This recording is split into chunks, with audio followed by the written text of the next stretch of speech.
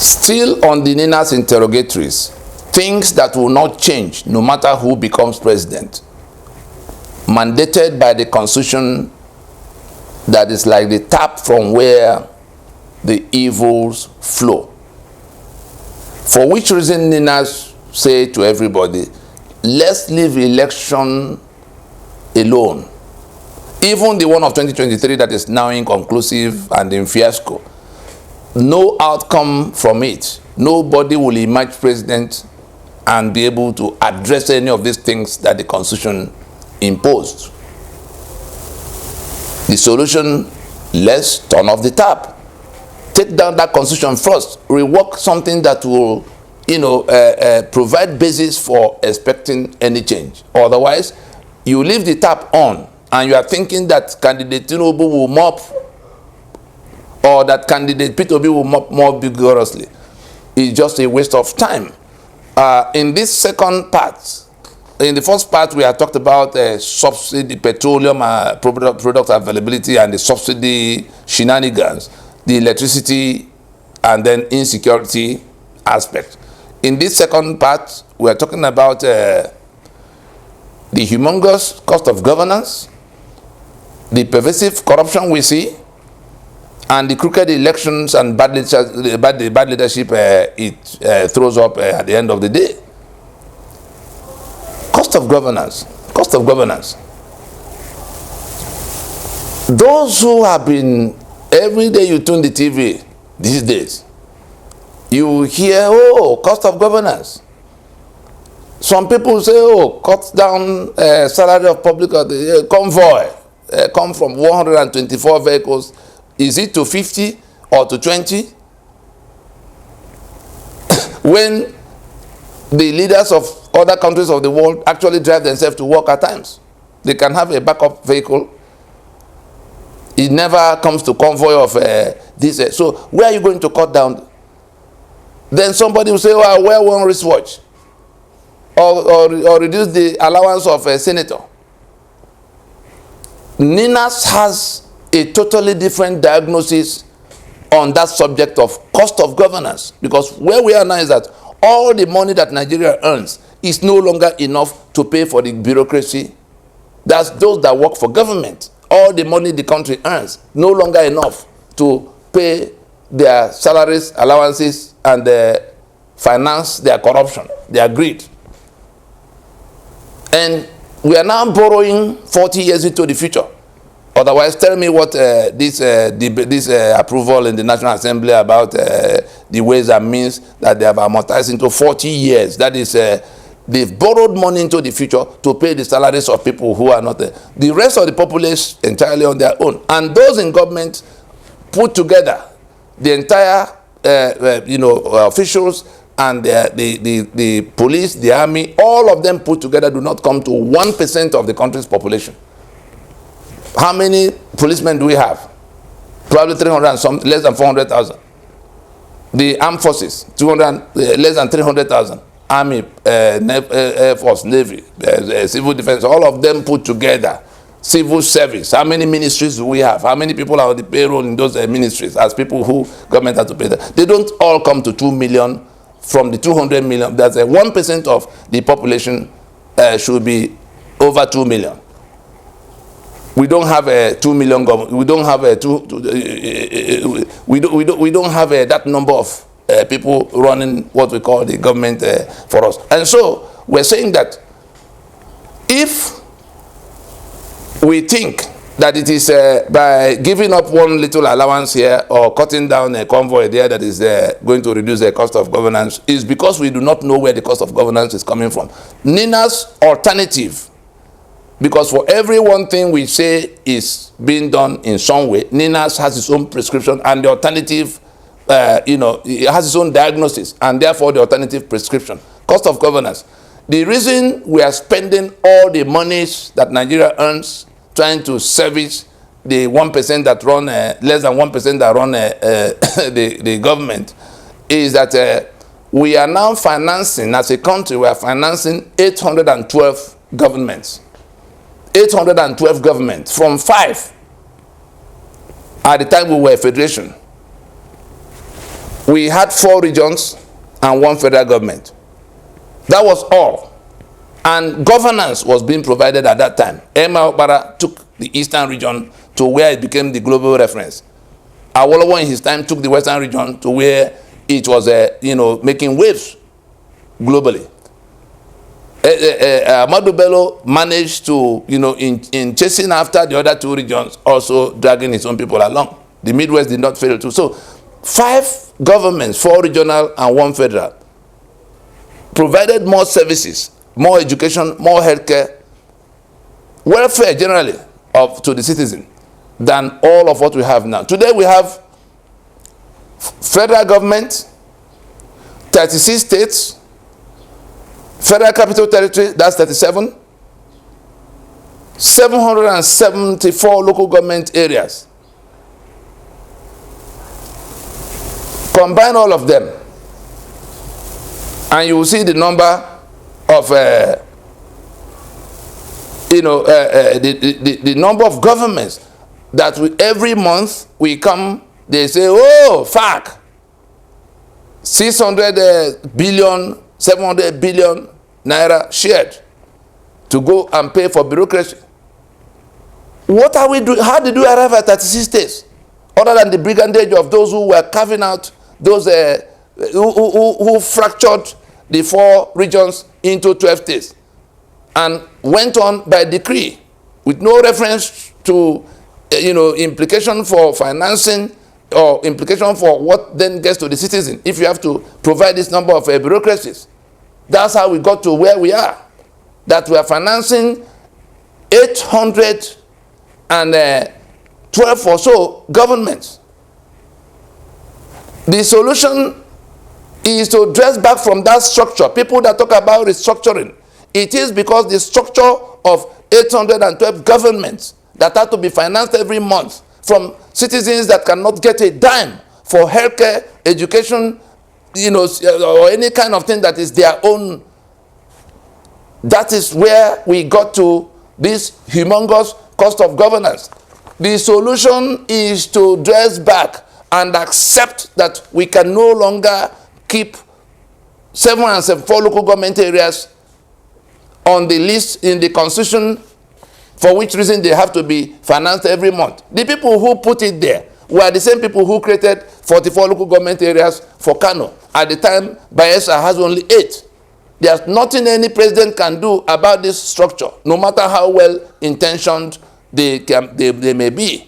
He's only going to be, anybody who becomes president will only be that one person, one president. He's not going to change Nigeria from the 36 state structure or 774 local government area structure that becomes basis of sharing, opportunities and even resources and representation at the place of decision making. So cost of governance, if we truly want to address the cost of governance, we must deconstruct this useless multiplicity of bureaucracies. Remove local government, from having to be financed. Local government is supposed to be the internal affair of the federating union, the units. It doesn't have to come to constitution. And when we come to the states, we come down from 800 and whatever to 36. When we come down to that 36, we then determine whether we can function as 36 states, or is there no way we can, consider all these 6 geopolitical zones by which all kinds of things are being done. Why can't we get down to a table and look at what has gone wrong and what we can do to bring it back down to manageable, so we can have only few bureaucracies that then will leave the bulk of the money available for development. All of those who are shouting about cost of governance, if you are not part of the campaign to take down that constitution and dismantle these 812 governments that we have to finance every month, then you are a fraud. As we go from humongous cost of governance, it begins to dovetail into the pervasive corruption we see. The constitution creates massive avenues for corruption and comprehensively protects the potential beneficiaries of corruption. What do we mean? In section 6, subsection 6c, the constitution absolves the government of responsibility towards you. Government does not owe you any obligations at all for welfare, for security, for education, for equal treatment, or any kind of benefit at all. What we have in section 14 that says the welfare and security of citizens is number one duty of government. Now, we actually see lawyers who go to TV to say that government is owing us that obligation. Whereas section 6, subsection 6C expressly, absolve government of that responsibility towards you. That responsibility mentioned in a part of the Constitution that is non-justiciable. It is in black and white there that you cannot, if you go to section 6, subsection 6C of the 1999 Constitution, you will see that the whole of chapter 2 that has those things that should be done for you as citizen, for your welfare, for your security, for your education, for your healthcare, everything, housing, every good thing is listed in chapter 2 of that Constitution. But that section 6, subsection 6C, makes it discretionary. It says that you can, it's not, they say it's non-justiciable. That is, it is there at the discretion of the government to do or not to do for you. And so, if that is the case, what can a new president do when the Constitution already mandates the evil? That is discretionary to them. And so they don't owe you any obligation. Then you come to section 81, 82, the president is required to go to get permission to spend money from the National Assembly by way of appropriation.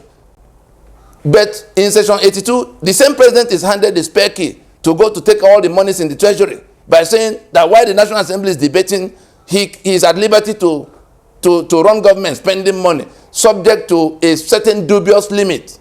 When the thieves write the rules, what is that limit? They say subject to 50% of what was appropriated the year before. And you now begin to see Ghana must go in the time of debate of appropriation. They use Ghana must go to secure the figures they want against the year that will come, so that when that year comes, they can take half of the bogus figures that had nothing to do with development, that they put into the budget. That's where all the trillions went. They take the money without reference now to the assembly can debate to no end. There were times they passed budget by September in the year of what that's supposed to be the year of execution. And so the spare key to the treasury under this constitution is in the hands of that same president, that is supposed to be seeking permission from National Assembly to spend money. The governors have the same provisions in sections 121, 122. Let the lawyers in the land go and look at it. Let those who, Constitution is a document for the citizen, is online everywhere. Go and see whether these provisions are not there. The spare key of the treasury of your state is in the hands of your governor, and your governors know. The president knows. So when they see you shouting about corruption, they know that you don't know what you are saying. They take advantage of your ignorance. Young people listen. Then section 308 gives them blanket immunity. You can't question them for whatever they do. Whether you see them, you saw Ganduje and all of the dollar he was blowing into it. What has heaven fallen since the time it was seen? All of these billions and trillions you see that everybody is being accused. Accountant General, it was the other time, 109 billion. Yeah, that the one they caught up, they caught up with, the one they discovered. What are the ones they don't discover? Tell me all the governors that have been coming and living since 1999. Is there any one of them without a case file for one humongous stealing or the other? How many of them are sitting in prison today? Because the constitution that gave them the spare key to the treasury also gave them immunity. And what else is the source of the impunity we see than the immunity that is constitutionally provided? What is a new president going to do when the constitution mandates the corruption and protects the beneficiaries of corruption? Is it EFCC? EFCC was just a vendetta platform that Obasanjo created to hunt after. Has EFCC done anything different from hunting political opponents down since that time? Or ICPC? And so, let us not tap from where corruption is flowing. Is the constitutional provisions that absolve government of responsibility towards you, so all the money available is already on one side of the table, and they have the spare key to go and take it from where it is. They have immunity from being a question while they're in office. Where are you going to get the dividends of democracy from? And so it doesn't matter how well-intentioned, the new president can wear one trouser throughout the year, or one shirt throughout the year, or one wristwatch throughout the year. How does that, address the question of the chief executives of the states being able to take all the money in the treasury, and all the way to the immunity that comes at section 308. So that's where that one is coming from. We then come to crooked elections and the bad leadership that comes up from it. It is because the constitution has election into state and national offices in the exclusive list. Elections are on the exclusive list, whether for your state assembly or for the House of Reps in Abuja or for the Senate or for your governors or for the president. All of those come in section in the exclusive list. And so there's an INEC sitting in Abuja for those who are for the obedience, who are shouting and crying about why the man who won the election is not yet coronated as president. Peter Obi won the election. Why is he not the one that is sitting as president today? Because there's an INEC sitting in Abuja in a federation that was responsible for registration of voters throughout the country, responsible for issuing PVCs throughout the country, responsible for deploying the BVAS, that's the BVAS machines, responsible for logistics on election day, such that they could bring your own voting materials by 3 p.m. when they delivered at 7 or 8 a.m. to other locations. They were in charge of all this. The same system centralized the control of the security, such that they can deploy police to go with Oluomo to threaten people in Lagos on the day of voting. Police was standing with MC Oluomo when he was threatening to kill Igbo people if they voted. And so everything was centralized. That was why you saw the collation and declaration of result against all the things provided in the Electoral Act. They went on to do what they chose to do. The court is also waiting for you. It's one of the institutions. Government is in 3 arms: executive, legislative, and judicial. So this evil system mandated by this constitution is what you have to deal with. There's nothing you are going to get from all those places on account of the centralized, the unitary constitution we are complaining about, centralized everything. That is why INEC is able to do all of what it does, all of what it's doing, all of what it's yet to do. Except that constitution goes down, you waste your time if you think that you're suddenly going to get all kinds of good people to emerge in governance. So are you then surprised why it has been bad leadership after bad leadership? Look at bad leadership. Look at what is going on in Imo State. Look at the story of how Hope Uzodinma became governor in Imo State. Elections happened. Somebody won the election. And then suddenly, some people sit in Abuja, centralized control of electoral system, centralized control of judicial system, centralized control of everything. That is how Hope Uzodinma landed in Imo. If you do not join us to turn off that tap, take down that constitution, more of all of what you have been seeing, you are standing with what you have been seeing across the last 24 years to continue. If they are killing in your space, you want the killing to continue. If poverty is deepening around you, you want the poverty to continue. If impunity is happening, you want it to happen. If corruption is growing, you want it to grow. That is what it is to go to renew the life of that constitution that guarantees all these things. And no new president is going to be able to do anything meaningful in those things because it is not within his jurisdiction. It's not within his power as president to change one alphabet in that constitution. We stop there.